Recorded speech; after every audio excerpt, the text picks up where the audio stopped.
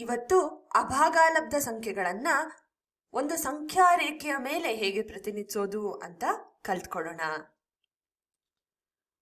ಅದಕ್ಕೆ ಒಂದು ಸಂಖ್ಯಾ ರೇಖೆಯನ್ನ ತಗೊಳ್ಳೋಣ. ನಮ್ಗೆ ಸುಲಭವಾಗಿ ಅರ್ಥ ಆಗ್ಲಿ ಅನ್ನೋ ಕಾರಣಕ್ಕೆ ಬರೀ ಧನಾತ್ಮಕ ಸಂಖ್ಯೆಗಳನ್ನ ಗುರ್ತು ಮಾಡ್ಕೊಳ್ಳೋಣ. 0, 1, 2, 3 ಇದೇ ರೀತಿ. ಈಗ ಈ ಸಂಖ್ಯಾ ರೇಖೆಯ ಮೇಲೆ ನಮ್ಗೆ ಭಾಗಾಲಬ್ಧ ಸಂಖ್ಯೆಯನ್ನ ಗುರುತಿಸ್ಲಿಕ್ಕೆ ಹೇಳಿದ್ರೆ, ಉದಾಹರಣೆಗೆ 1/2 ಅಥವಾ ಅರ್ಧವನ್ನ ನೀವು ಸಂಖ್ಯಾ ರೇಖೆ ಮೇಲೆ ಪ್ರತಿನಿಧಿಸಿ ಅಂದ್ರೆ ತುಂಬಾ ಸುಲಭವಾಗಿ ಪ್ರತಿನಿಧಿಸ್ಬಿಡ್ಬೋದು. ಯಾಕೆಂದ್ರೆ ಅರ್ಧ ಬಂದು 0 ಮತ್ತು 1ರ ನಡುವೆ ಬರುತ್ತೆ ಅಂತ ನಮ್ಗೆ ತಿಳಿದಿದೆ. ಅದೇ ಒಂದು ಅಭಾಗಾಲಬ್ಧ ಸಂಖ್ಯೆಯನ್ನ ಗುರುತಿಸ್ಲಿಕ್ಕೆ ಹೇಳಿದ್ರೆ, ಉದಾಹರಣೆಗೆ 2ರ ವರ್ಗಮೂಲವನ್ನ ಗುರುತಿಸಿ ಅಂತ ಹೇಳಿದ್ರೆ ಇಲ್ಲಿ ನಮಗೆ ಸವಾಲು ಎದುರಾಗುತ್ತೆ. ಯಾಕೆ ಅಂದ್ರೆ 2ರ ವರ್ಗಮೂಲ ಬಂದು ಅಭಾಗಾಲಬ್ಧ ಸಂಖ್ಯೆ ಅಂದ್ರೆ ಇದು ಅಂತ್ಯಗೊಳ್ಳದ ಮತ್ತು ಪುನರಾವರ್ತನೆಯಾಗದ ದಶಮಾಂಶ ಸಂಖ್ಯೆ ಆಗಿರುತ್ತೆ. ಇದನ್ನ ಸಂಖ್ಯಾ ರೇಖೆಯ ಮೇಲೆ ಇದೇ ಬಿಂದು ಅಂತ ಪ್ರತಿನಿಧಿಸೋದು ಕಷ್ಟ. ಈ ಕಾರಣಕ್ಕೆ 2ರ ವರ್ಗಮೂಲವನ್ನ ಸಂಖ್ಯಾ ರೇಖೆಯ ಮೇಲೆ ಪ್ರತಿನಿಧಿಸೋದಕ್ಕೆ ಜಾಮಿತಿಯ ಸಹಾಯವನ್ನ ಪಡೆದುಕೊಳ್ಳೋಣ. ಹೇಗೆ ಅಂದ್ರೆ 2ನ್ನ ನಾವು 1 + 1 ಅಂತ ಬರೆಯೋದ್ರಲ್ಲಿ ಯಾವ ತಪ್ಪು ಇಲ್ಲ. ಈಗ 1ರ ವರ್ಗ ಒಂದೇ ಅಂತ ನಮ್ಗೆ ಗೊತ್ತಿದೆ ಅಲ್ವಾ. 2ನ್ನ 2ರ ವರ್ಗಮೂಲ ಅಂತ ಬರ್ಕೊಳ್ಳೋಣ. ನಂತರ ಅದರ ಘಾತವನ್ನ 2 ಮಾಡೋಣ. ಇದು ಕೂಡ 2ಕ್ಕೆ ಸಮ. ಇನ್ನು ಬಲಬದಿಯಲ್ಲಿ 1ರ ವರ್ಗ + 1ರ ವರ್ಗ. ಈ ಒಂದು ಸಮೀಕರಣ ನಾವ್ ಎಲ್ಲೋ ನೋಡಿದ್ವಿ ಅಂತ ಕಾಣುತ್ತಲ್ವಾ? ಹಾ, ಕರೆಕ್ಟ್. ಇದು ಪೈಥಾಗರಸ್ ಪ್ರಮೇಯದ ಪರಿಕಲ್ಪನೆ. ಪೈಥಾಗರಸ್ ಪ್ರಮೇಯದ ಪ್ರಕಾರ ಒಂದು ಲಂಬಕೋನ ತ್ರಿಭುಜದಲ್ಲಿ ವಿಕರ್ಣದ ಮೇಲಿನ ವರ್ಗ ಲಂಬಕೋನಗಳನ್ನೊಳಗೊಂಡ ಬಾಹುಗಳ ಮೇಲಿನ ವರ್ಗಗಳ ಮೊತ್ತಕ್ಕೆ ಸಮವಾಗಿರುತ್ತೆ. ಇದರ ಅರ್ಥ ನಾವು ಒಂದು ಲಂಬಕೋನ ತ್ರಿಭುಜವನ್ನ ನಿರ್ಮಿಸಬೇಕಾಗಿದೆ ಈ ಸಂಖ್ಯಾ ರೇಖೆಯ ಮೇಲೆ ಅಂತ ಹೇಳಿ. ಯಾವ ರೀತಿಯಲ್ಲಿ ಅಂದ್ರೆ ಅದರ ಲಂಬ ಮತ್ತು ಆಧಾರ ಬಾಹುಗಳು ಒಂದು ಘಟಕಗಳನ್ನ ಹೊಂದಿರಬೇಕು. ಆಗ ತಂತಾನೇ ನಮಗೆ ಸಿಗುವ ವಿಕರ್ಣದ ಒಂದು ಅಳತೆ 2ರ ವರ್ಗಮೂಲ ಆಗಿರುತ್ತೆ ಅಂತ ಹೇಳಿ. ಹೀಗೆ ನಮ್ಗೆ 2ರ ವರ್ಗಮೂಲದ ಅಳತೆ ಸಿಕ್ಬಿಡುತ್ತೆ. ಆಗ ಅದನ್ನ ಸಂಖ್ಯಾ ರೇಖೆಯ ಮೇಲೆ ಗುರುತನ್ನ ಹಾಕೊಳ್ಳೋದು ಸುಲಭವಾಗುತ್ತೆ. ಈ ರೀತಿ ನಮ್ಮ ಮುಂದೆ ಇದ್ದ ಸವಾಲನ್ನ ಹೇಗೆ ಪರಿಹರಿಸೋದು ಅನ್ನುವ ಮಾರ್ಗ ಸಿಕ್ಕಿದೆ.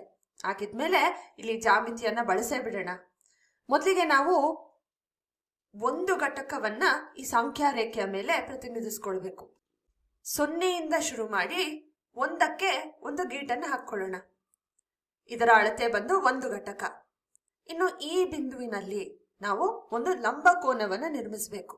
ಆ ಲಂಬಕೋನವನ್ನ ಸೇರಿಸಿದ ರೇಖೆಯ ಮೇಲೆ ಒಂದು ಘಟಕವನ್ನ ಅಳೆದುಕೊಂಡು ನಾವು ಗುರ್ತು ಹಾಕೊಳ್ಬೇಕು. ನೆನಪಿರ್ಲಿ, ಈ ಲಂಬ ರೇಖೆ ಮತ್ತು ಆಧಾರ ರೇಖೆಯ ನಡುವೆ ಇರುವ ಕೋನ ಬಂದು 90 ಡಿಗ್ರಿಗಳು. ಇನ್ನು ಈ ಬಿಂದು ಮತ್ತು ಈ ಬಿಂದುವನ್ನ ಸೇರಿಸ್ಬಿಟ್ರೆ ನಮಗೆ ವಿಕರ್ಣ ಸಿಕ್ಕತ್ತೆ.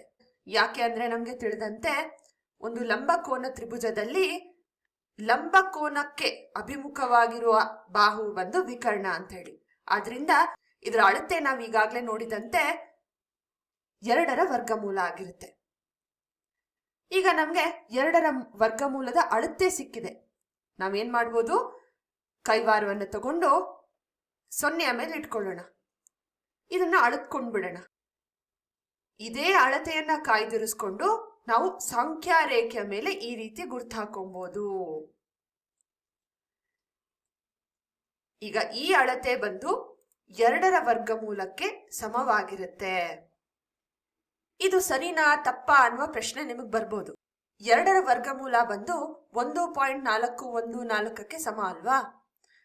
ನಾವು ನೋಡ್ಬೋದು 2ರ ವರ್ಗಮೂಲವನ್ನ ನಾವು 1 ಮತ್ತು 2ರ ನಡುವೆನೆ ಪ್ರತಿನಿಧಿಸಿದೀವಿ ಮತ್ತು ಇದು 1.5ಕ್ಕಿಂತ ಸ್ವಲ್ಪ ಕಮ್ಮಿ ಕಾಣ್ತಾ ಇದೆ. ಹಾಗಾಗಿ ಖಂಡಿತವಾಗ್ಲೂ ನಮಗೆ ಸಿಕ್ಕಿರುವ ಈ ಗುರುತು ಕರೆಕ್ಟ್ ಆಗಿದೆ.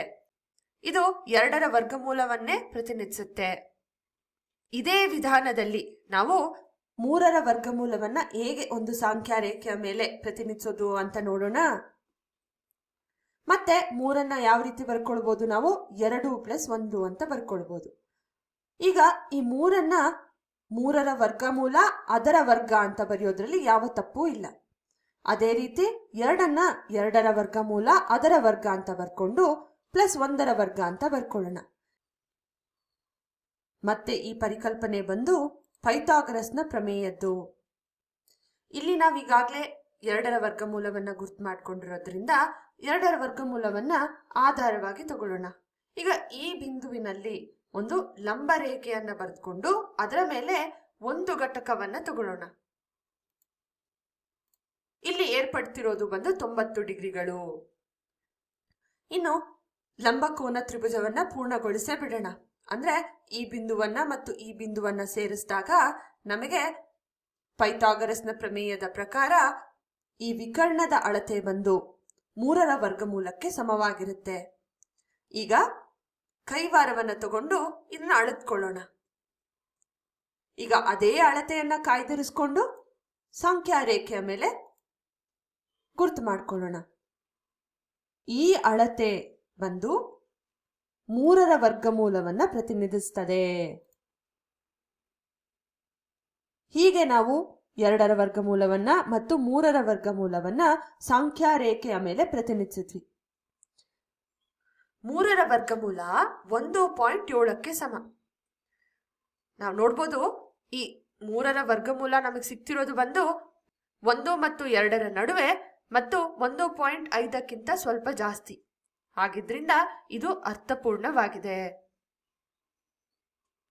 ಸಾಮಾನ್ಯವಾಗಿ ಒಂದು ಅಭಾಗಾಲಬ್ಧ ಸಂಖ್ಯೆಯನ್ನು ಸಂಖ್ಯಾ ರೇಖೆಯ ಮೇಲೆ ಈ ರೀತಿ ನಾವು ಗುರುತಿಸ್ತೇವೆ. ಹೆಚ್ಚಿನ ಅಭ್ಯಾಸಕ್ಕಾಗಿ 5ರ ವರ್ಗಮೂಲವನ್ನ ಸಂಖ್ಯಾ ರೇಖೆಯ ಮೇಲೆ ಗುರುತಿಸಲಿಕ್ಕೆ ಪ್ರಯತ್ನ ಮಾಡಿ. ಮುಂದಿನ ವಿಡಿಯೋದಲ್ಲಿ ಸಿಗೋಣ.